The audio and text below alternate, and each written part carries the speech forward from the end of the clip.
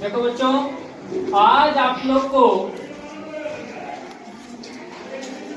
सर्वनाम को लिंग में शामिल करके बताने जा रहे हैं।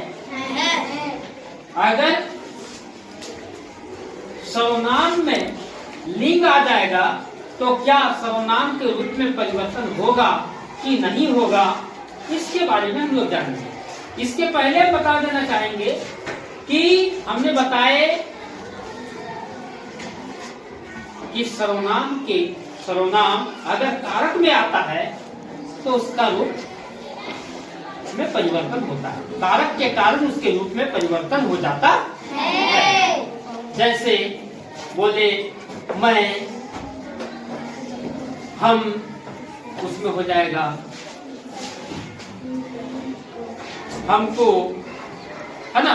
तो यहाँ को आने से कारक आ गया, हम से हमको जो बन गया तो ये कारक उसमें को आकर के जुड़ गया और उसका रूप में परिवर्तन कर दिया, सर्वनाम के रूप में परिवर्तन कर दिया कौन? कारक। तो कारक के आने से सर्वनाम के चिन्हों में परिवर्तन आ जाता है।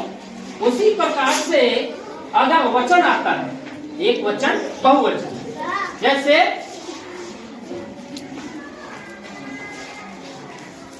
सर्वनाम में जब एक है, जैसे बोले हम, सर्वनाम बोले हम तो हो गया एक वचन, और जब बोल दिए हम लोग तो हो गया बहुवचन।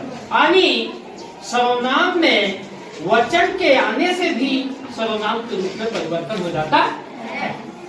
समझे बात को?